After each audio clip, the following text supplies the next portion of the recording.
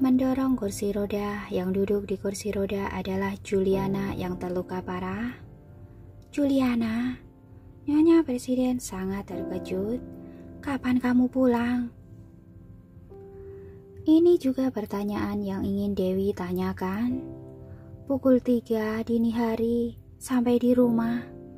Suara Juliana serak dan rendah, kepalanya terbungkus kain kasa yang tebal, satu kakinya dipasang gips, lengannya juga ada luka, yang paling penting adalah dadanya telah tertembak. Sekarang duduk saja sangat memakan tenaga. "Kenapa kamu jadi begini? Apa sebenarnya yang terjadi? Di mana Lorenzo?" Dewi buru-buru bertanya. Juliana sangat lemas, tidak berbicara. Pada saat ini Nyonya Presiden bertanya, "Iya, apa sebenarnya yang terjadi?" "Aku dan Tuan diserang. Dia melindungiku dan mundur dulu.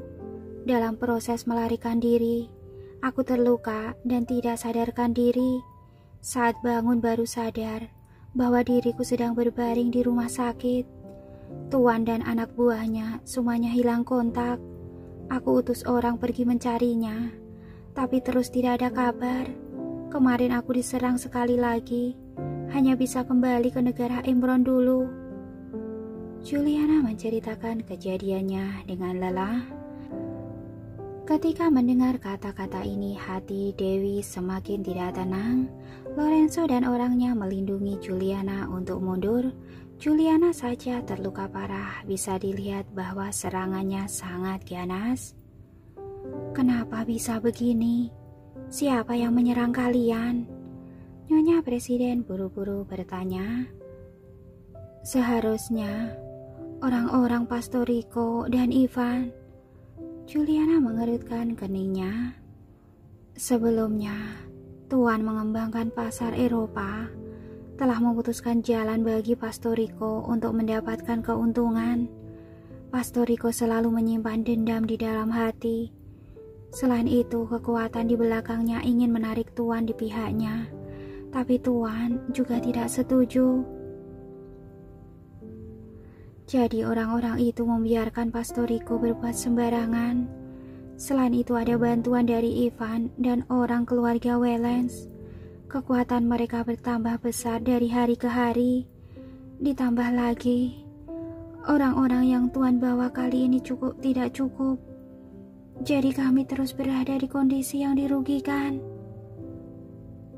"Lorenzo benar-benar lalai kali ini." Michael menghela nafas dan berkata, "Biasanya dia keluar mengutus sesuatu, akan bawa banyak orang.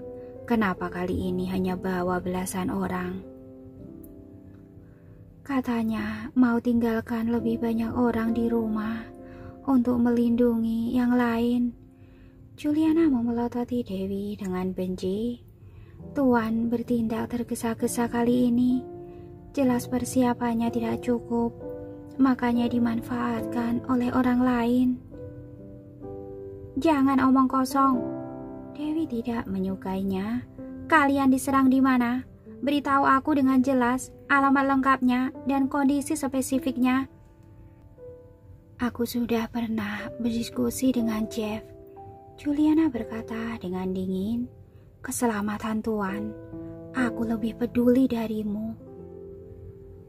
Kata-kata ini penuh dengan provokasi.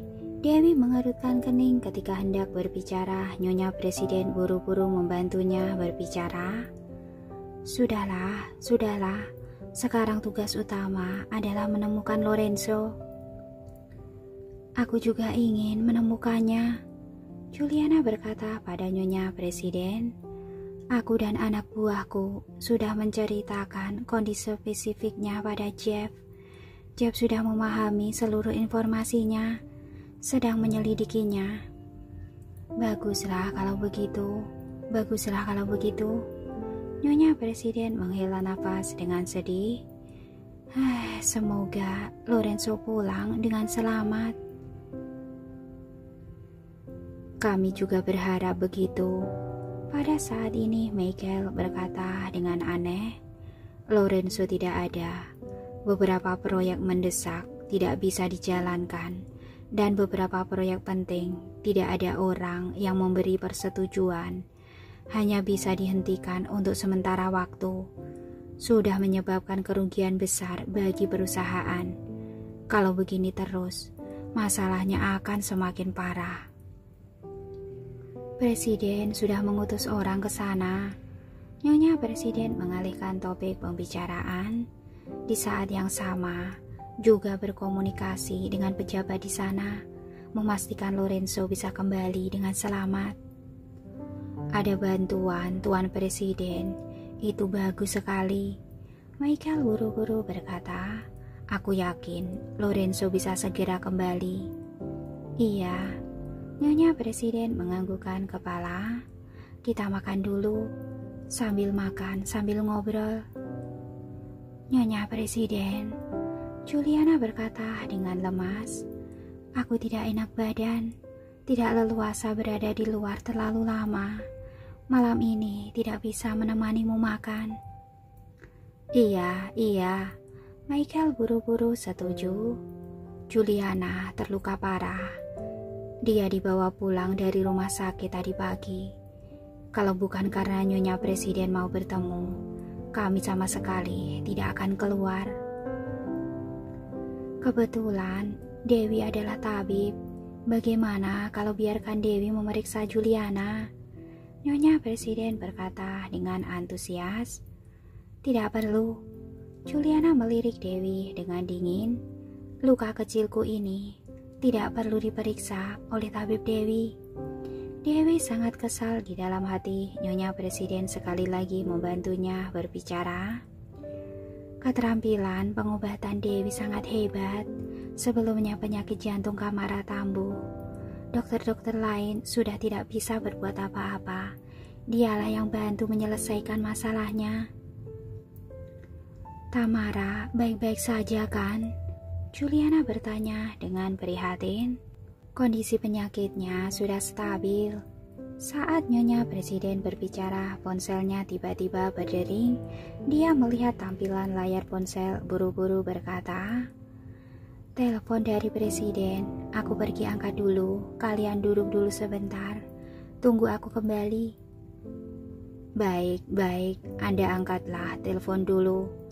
Michael buru-buru menganggukkan kepala, Juliana juga menganggukkan kepala. Nyonya Presiden membawa ponselnya dan pergi. Di dalam ruang VIP hanya tersisa ayah dan anak dari keluarga Henderson, Dewi dan beberapa pelayan wanita. Michael berkata dengan aneh, jangan mengira Lorenzo bersamamu. Kamu pun bisa menjadi nyonya keluarga Moore. Kamu harus tahu dengan jelas, kalian masih belum menikah, tanpa status. Nyonya seperti apa itu? Ayah, Juliana menghalanginya dengan mengerutkan kening. Juliana, kamu memang terlalu mudah diajak bicara. Michael memelototi Dewi dengan marah.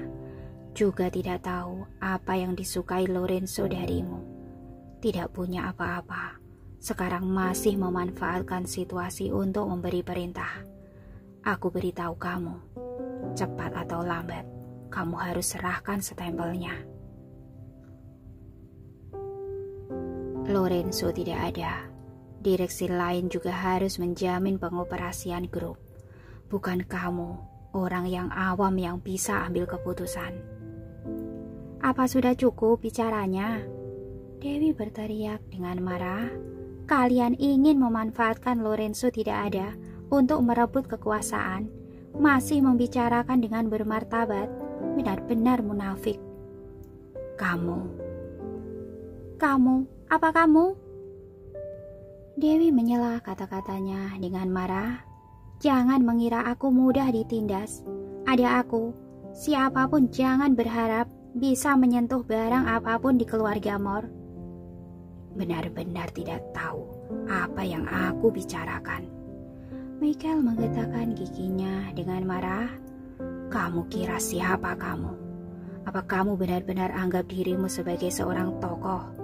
Bukankah hanya seorang wanita yang pernah dipermainkan oleh Lorenzo?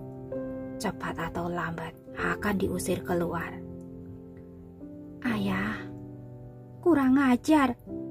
Dewi sangat emosi mengambil asbak di samping tangannya dan langsung melemparkannya ke sana.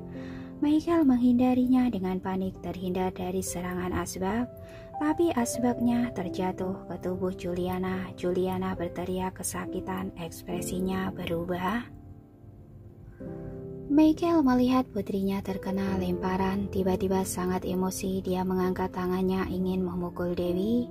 Pada saat ini ular hijau kecil yang bersembunyi di dalam lengan baju Dewi tiba-tiba terbang ke sana, melilit leher Michael, membuka mulut hendak menggigit Michael. Dewi terkejut buru-buru memarahinya. Rongrong, kembali. Lidah Rongrong sudah menyentuh kulit Michael, tapi tetap tertahan. Setelah bunyi siul, ia kembali ke pergelangan Dewi, melilit menjadi gelang giok yang jernih. Kamu. Michael menyentuh lehernya, kemudian menatap tangan Dewi. Tiba-tiba wajahnya pucat karena ketakutan. Kamu ini wanita kejam. Aku akan membunuhmu. Selesai berbicara, dia pun bergegas menuju Dewi. Hentikan. Pada saat ini kebetulan Nyonya Presiden kemari segera menghentikannya. Michael menarik kembali tinjunya, Dewi juga menarik kembali kakinya. Jika Nyonya Presiden tidak datang untuk menghentikannya, tinju Michael belum sempat dikeluarkan sudah ditendang terbang oleh Dewi. Michael, apa yang kamu lakukan? Nyonya Presiden memarahi Michael. Aku baru keluar angkat telepon. Kamu sudah main tangan pada Dewi. Kamu seorang pria, seorang senior. Mana boleh begitu tidak memahami etika. Nyonya, Anda salah paham. Michael sangat emosi berkata dengan menunjuk ke arah Dewi. Wanita sialan ini tadi melemparkan asbak padaku, tapi meleset, terkena Juliana dan melukainya. Nyonya Presiden menoleh, luka Juliana memang berdarah dan ada asbak di samping kakinya. Dia buru-buru bertanya pada Dewi. Dewi, ini... Michael berbicara arogan dan tidak sopan terlebih dulu. Dewi berkata dengan dingin, aku memang melemparnya dengan asbak, tapi dia menghindarinya, makanya terkena tubuh Juliana. Melihat luka Juliana yang berdarah, Dewi sedikit merasa bersalah, jadi ingin memeriksanya, tapi Juliana sangat menolaknya. Tidak perlu kamu periksa. Dewi memutar bola matanya, mengeluarkan sebotol obat dari sakunya, melemparkannya ke tubuh Juliana. Ini obat bubuk yang dikembangkan dan dibuat oleh aku sendiri. Sangat efektif mengobati luka luar. Kalau kamu mau, pakai saja. Kalau tidak mau, ya buang saja. Juliana mengambilnya dan hendak membuangnya. Michael menghentikannya, masih berkata dengan suara kecil, simpan dulu. Dia tidak bisa hal lain, tapi keterampilan pengobatannya luar biasa. Ayah, baik-baik saja kan? Juliana memeriksa leher Michael. Digigit ular itu atau tidak? Tidak tahu. Michael memegang lehernya berkata pada Nyonya Presiden. Nyonya, Juliana tidak enak badan. Aku bawa dia pulang dulu. Baiklah. Nyonya Presiden mengerutkan keningnya. Awalnya hari ini mencari kalian untuk menanyakan kabar Lorenzo. Tidak disangka akan jadi begitu tidak menyenangkan. Itu karena aku mengurusnya dengan tidak baik. Aduh, tadi Presiden sudah memarahiku. Tidak ada hubungannya denganmu, Nyonya. Sudahlah. Nyonya Presiden menyela kata-kata Michael. Kalian pulanglah, jaga Juliana dengan baik. Baik. Michael juga tidak mengatakan apa-apa lagi, mendorong Juliana pergi. Juliana menundukkan kepala untuk memberi hormat pada Nyonya Presiden, sama sekali tidak melirik Dewi saat berbalik badan. Dia sekali lagi bertanya pada ayahnya, Ayah, digigit ular itu atau tidak? Seharusnya tidak. Tidak sakit, tapi leherku sedikit mati rasa dan dingin. Michael berkata dengan suara kecil. Pulang nanti periksa ke dokter. Ular yang dipelihara El sangat berbisa. Juliana sangat khawatir. Itu peliharaan El. Ekspresi Michael berubah drastis, buru-buru hendak pergi membuat perhitungan dengan Dewi, tapi dihentikan oleh Juliana. Sudahlah, jangan buat masalah di depan Nyonya. Pulang dulu, baru dibicarakan lagi. Meskipun percakapan antara ayah dan anak itu tidak bisa terdengar jelas oleh Dewi, tapi kira-kira juga tahu maksudnya. Dewi memutar bola matanya, tidak bisa berkata apa-apa. Meskipun dia sangat membenci sepasang ayah dan putrinya itu, tapi belum sampai tahap ingin membunuh mereka. Dengan racun ular hijau saat ini begitu menggigitnya, Michael pasti mati.